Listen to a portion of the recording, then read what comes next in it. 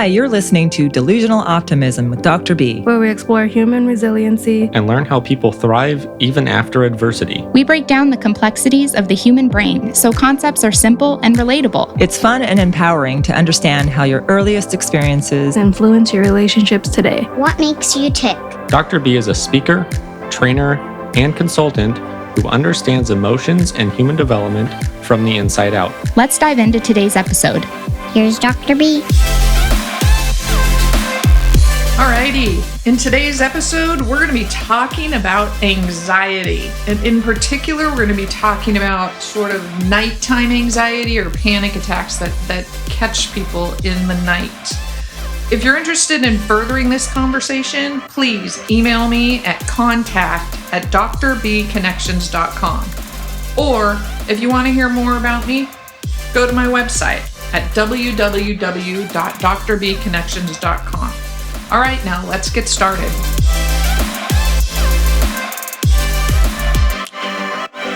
Alrighty, today's episode is about anxiety. What is it? It's a perceived threat or danger that increases our heart rate, sometimes increases our breathing, creates sweating. But today we're really going to talk about nighttime panic and panic attacks or anxiety that literally wake people up in the night.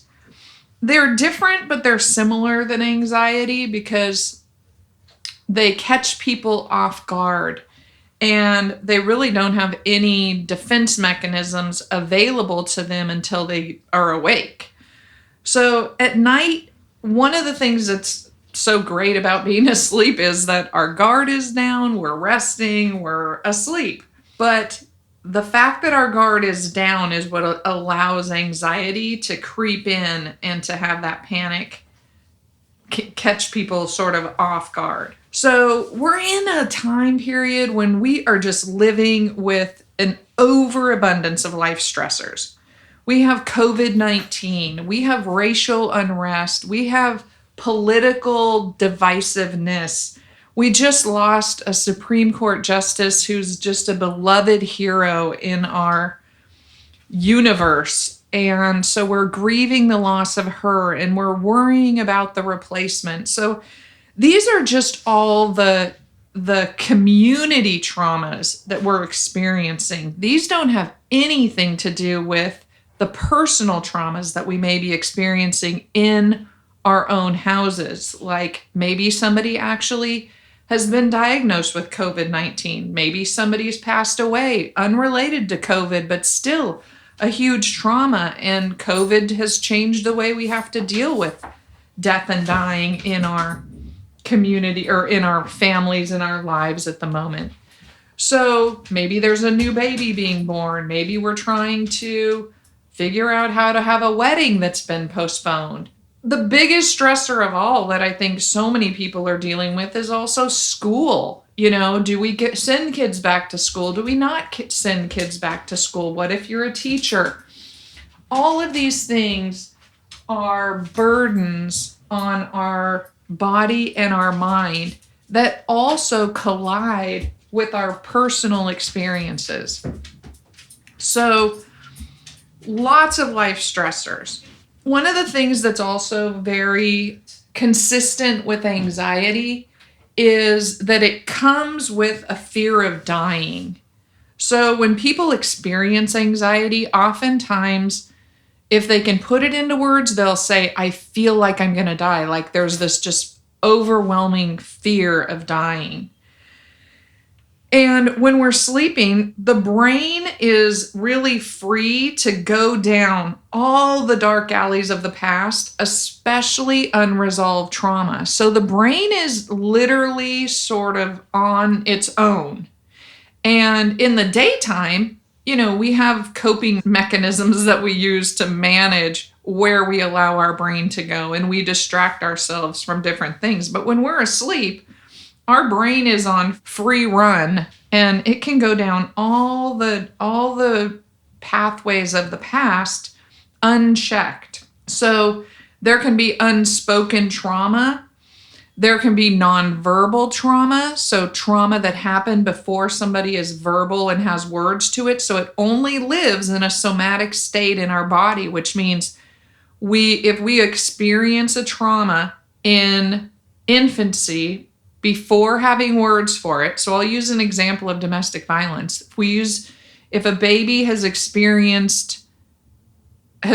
been born into a family where domestic violence happens, in a violent event, there's all kinds of fear that happens for that baby, but they have no words to explain that fear. All they have are bodily responses to it. And so that would be an example of nonverbal trauma because we don't have words to explain it. It's just when something happens that triggers us, then we feel those somatic symptoms, but we can't explain it in words yet. I never recognize my own stress response as anxiety. Like I look back on my life and I think, oh my gosh, I never had anxiety. I never experienced anxiety. But in, 30 years later, after studying anxiety and depression and mental health on the level that I have, I think, oh wow, I do have a story about anxiety, which I'm going to share with you in a minute. But people talk about depression and anxiety as being genetic, but we've not identified any specific genes that are targeted like the depression gene or the anxiety gene. There may be some combinations along with some neurochemicals that are consistent with anxiety and depression, but we don't have an anxiety gene or a depression gene. So I would argue that depression and anxiety are much more epigenetic than they are genetic.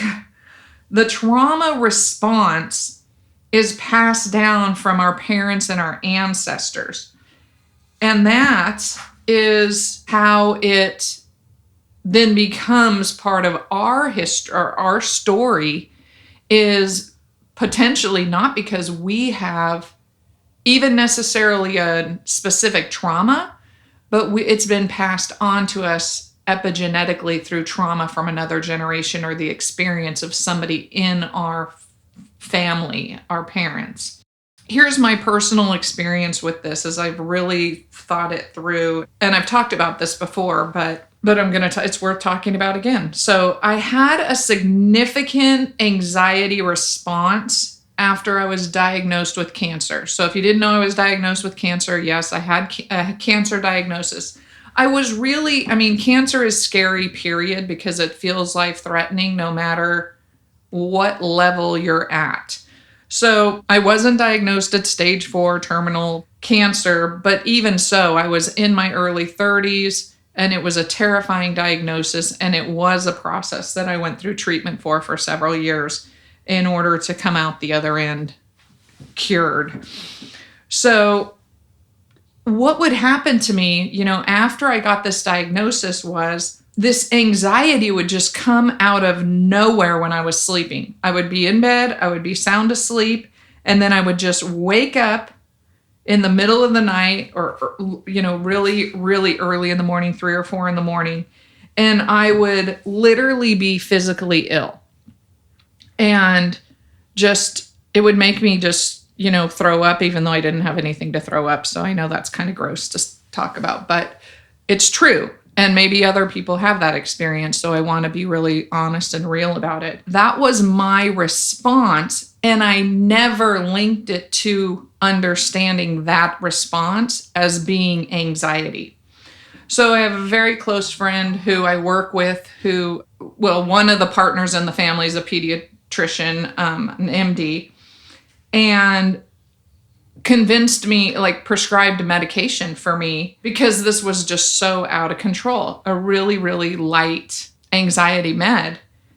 And I was anti-med because I didn't really believe this was anxiety or that anything like that would work. But I went home, I sat on my back patio, I took a half a dose of this medication, and I thought, oh my gosh, I feel so much better. Like I'm not panicked. I was just blown away that it worked. So really the moral of this story is that medications do have a place in mental health. Are they overused sometimes? Sure. Do we use the wrong medication sometimes for the wrong diagnosis? Absolutely.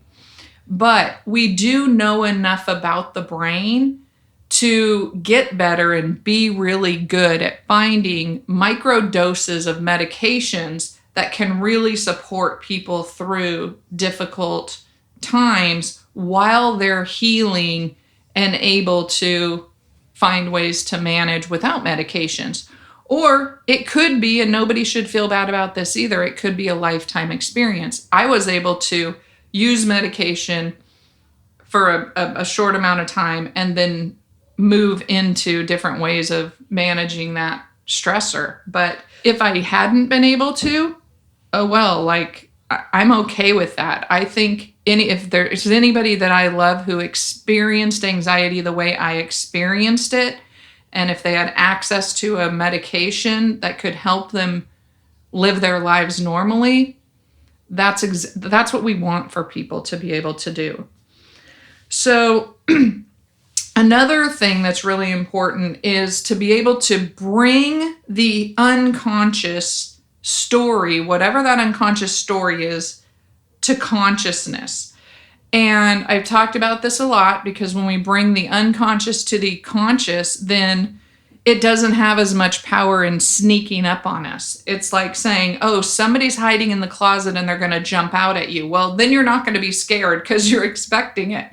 So when we're able to do that with our traumatic stories or with things that catch us off guard, then we're safer. So our body doesn't need to be on the humming prep ready for something bad to happen because we're already aware of what those things are that can jump out at us and catch us off guard.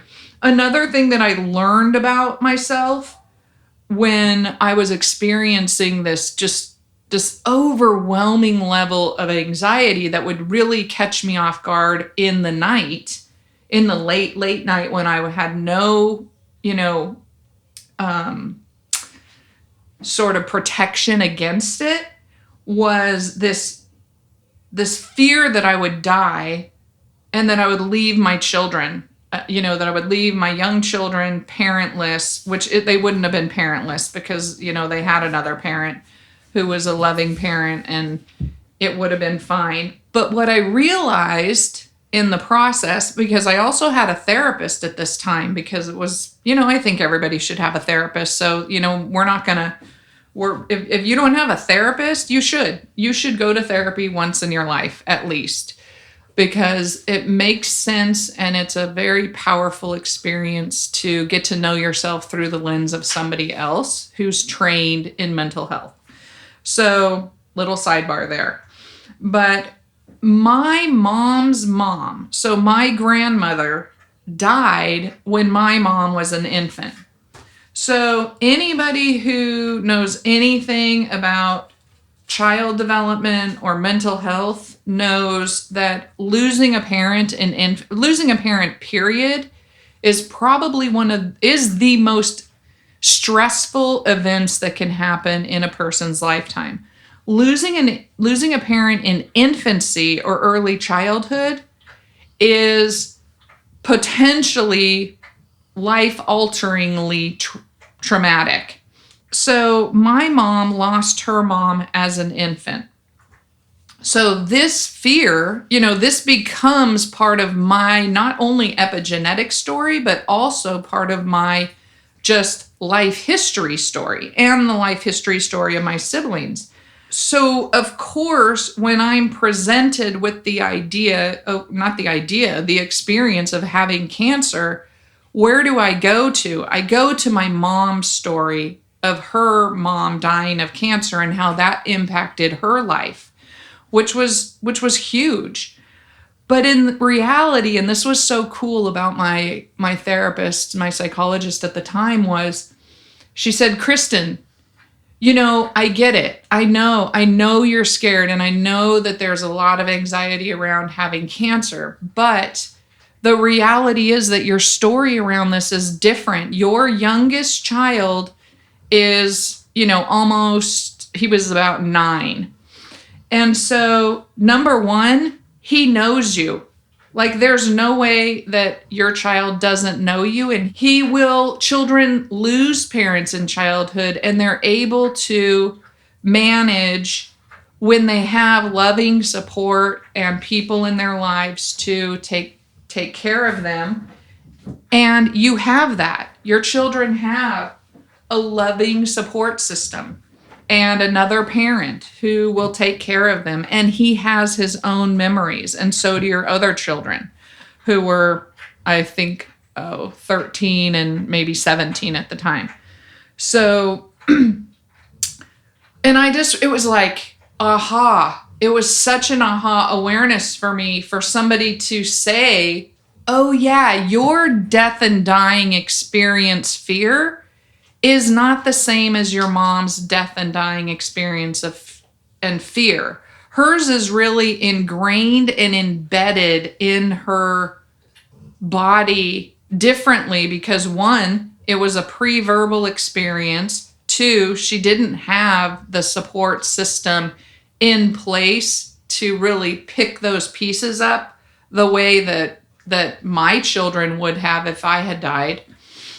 And so that gave me this level of freedom to do things that I never would have thought of doing independently, which was have conversations with my children about what I cared about and what life meant to me for them if I did die. And we were able to bring dying to consciousness in our family, even though the likelihood of me dying from this was very low. That's my personal story around anxiety, because my anxiety came through this death and dying fear that was unexplainable in my consciousness, I guess.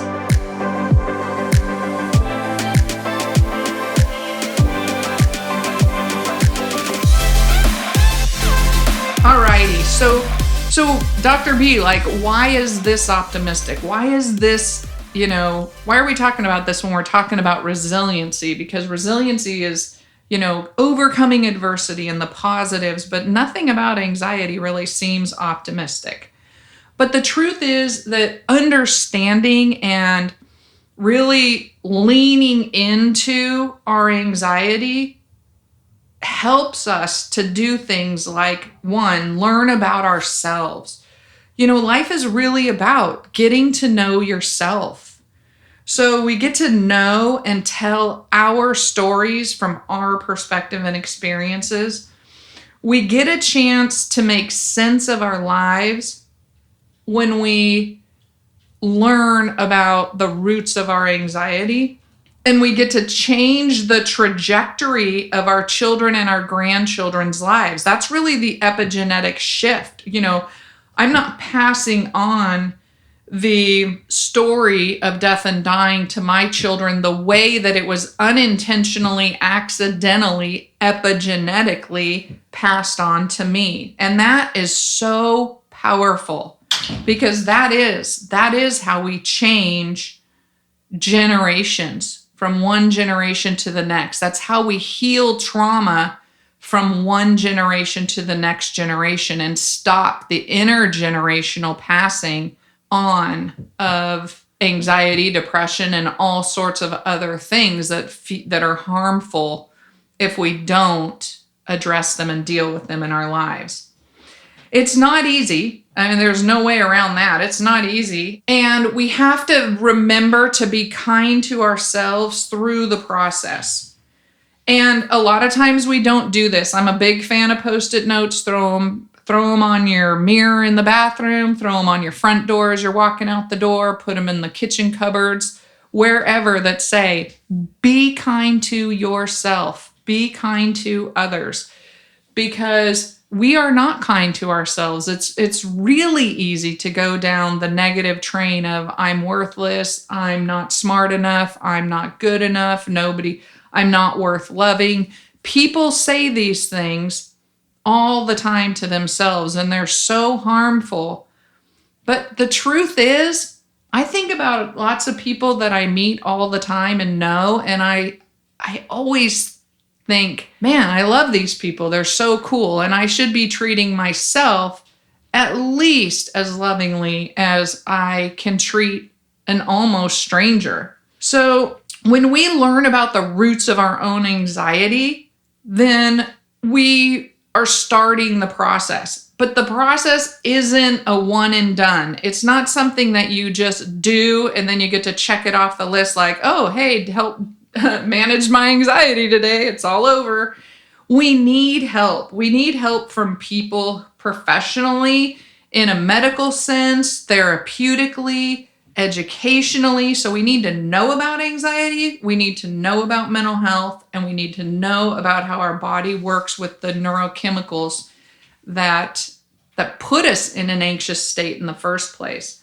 So anxiety is one of those things that we can't fix for other people.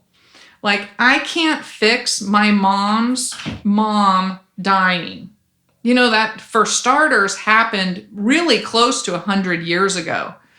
And I can't change that for my mom, for her experience, although I really wish I could. And I think that it's led me into the field of parent-infant mental health. And I think it's driven a lot of my passion and my career over my lifetime, because that's her story. And that epigenetic trauma for her has unquestionably been encoded in me. I mean, I feel it almost on a daily basis now that I'm aware of it. I don't necessarily feel it as a negative thing as much as just I need to hold this in perspective. I'm aware that I've passed some of that trauma onto my own children. Prior to ever recognizing it as my own trauma, I passed it on to my own children, my own really deep fear of dying and leaving them without a mom, because I lived and grew up with a mom who didn't have a mom, and it was such a traumatic experience for her. So it became this overblown fear for me. I know that by being conscious of this and talking about it with my own children and with other people minimizes the transmission of that trauma to the next generation. So me being able to process this therapeutically for myself, me being able to have conversations with my children now about this has really minimized the epigenetic transmission of how it will play out for them in their lives as parents or just as people. So anxiety for me at times runs like this. It's like a hum in the background, and it feels like fear, but it's not a real strong fear. It's literally just a hum of worry from nowhere. And it reminds me when I get that feeling, and it's funny because it kind of comes from out of nowhere. Like right now, as I'm on this podcast and I woke up this morning feeling super great, and I don't have any of that feeling at all. But I also know that it can just kind of show up out of nowhere. And when it happens now, because I've done work around this and because this is my professional training, I remind myself right off the bat, take care of yourself. Be kind to yourself. You're a decent human being. You're a good person who tries to do your best. And even when you don't, it doesn't make you a bad person. So the second thing is acknowledging the source, like acknowledging that, oh yeah, that fear of dying, if that's what the fear is, or that fear, worry, hum, is, okay, stop and take a breath and think about, okay, what's on my mind? What's worrying me right now that's pulling for this anxious sense that I need to protect myself? And then third is reminding myself that this is not my story, that the fear of dying or the physical response is the story of my ancestors. It's not my story. So that's an important thing to think about when you're experiencing somebody else's story, once you've acknowledged that it's somebody else's story. Now, I also want to say that people do have anxiety and trauma that is primary. It is their experience. And that then requires being able to say, oh yeah, this happened to me, but it's not happening to me right now. I am in a safe place, or I can get to a safe place, and then finding those resources. And if you want me to talk about that more in terms of the primary source of anxiety and trauma, please shoot me an email or message me somewhere so I can really dig deeper into that for you, because today is really about that nighttime anxiety that pops out of nowhere that really has roots in past history. Another thing that people can do is to talk to someone. Say you wake up in the middle of the night. Say I wake up in the middle of the night and I'm clearly in this sort of, caught off guard, panic, anxiety mode. Then talking to somebody about that, if I have a partner, which I do, then makes sense. And that's really helpful. But the other thing that's so helpful is to be able to co-regulate with another person. So I'm always referring to your co-regulating partner, because if somebody's calm and you are having anxiety, whether you're an adult and you're trying to help regulate a young person or a baby or a child, but it works with adults as well. Holding somebody with you and sharing your emotional state with them is such a gigantic gift.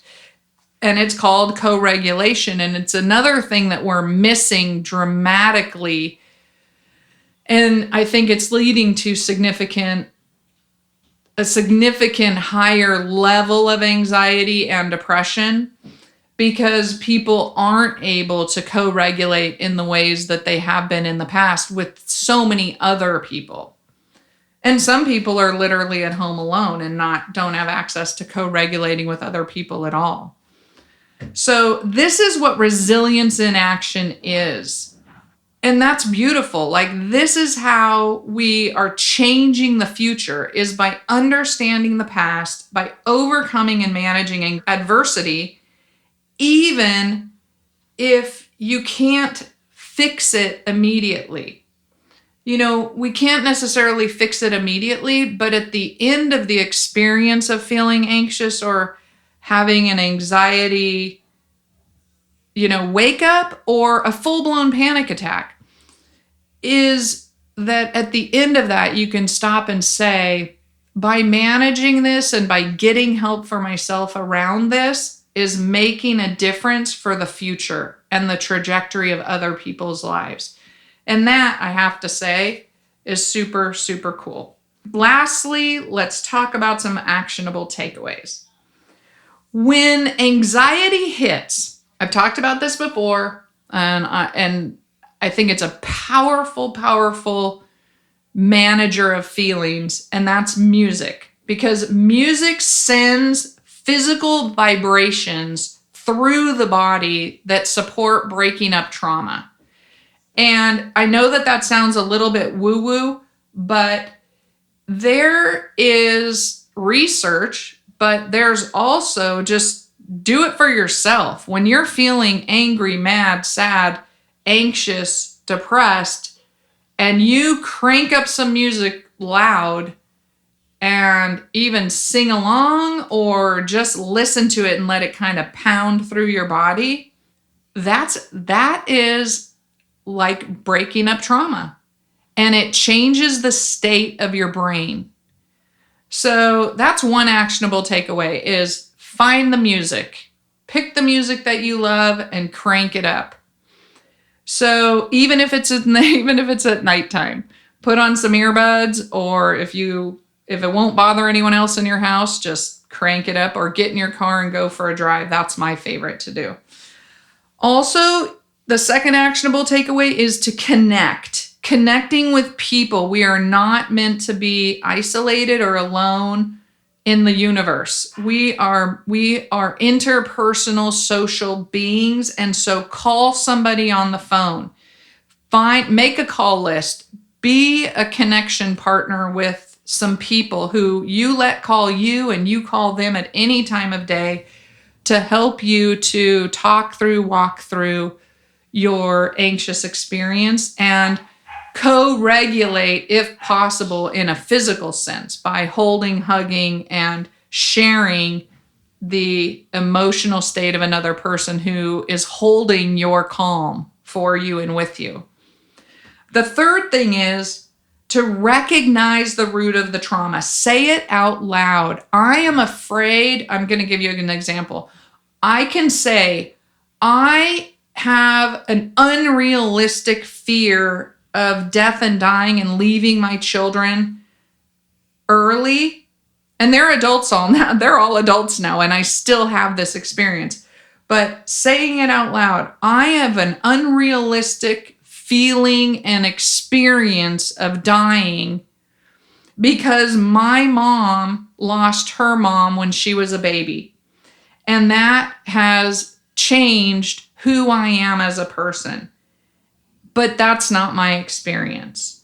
That's a feeling that's borrowed from the past, and it's not attached to anything in the present right now. So the power of saying that, just saying it even right now, makes me feel like, oh yeah, you know what?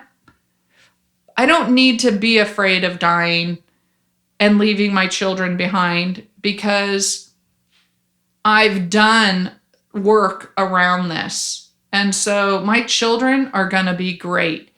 And of course they'll miss me. And of course it'll be traumatizing initially, but they also know I'm going to be with them forever, looming around in their space. The same way I feel about my dad, who died when I was in my 30s. And there are often times, and I've shared this with my children, where I call for my dad and just say, you know what? I really need you to just send me a sign.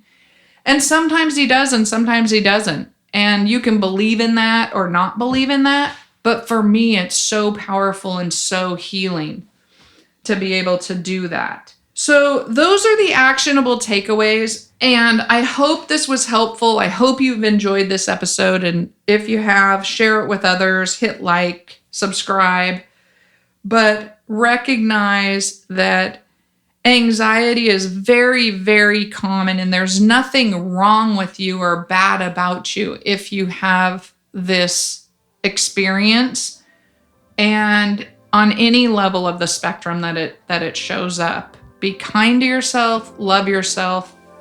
I love you. So head out and leave a life print. Until next time. Thanks so much for listening to today's episode. I appreciate the opportunity to connect with you. If you're interested in booking a training, I'd love to hear from you. You can reach me at my website, Dr. B Connections. There's a big button that says, book a training with Dr. B. It's that easy. If this show has been beneficial for you, please share it with your friends and family. Spreading the word about the show helps us grow our audience and helps continue to change the world together. Again, thanks so much for listening to Delusional Optimism. Now, go leave a life print.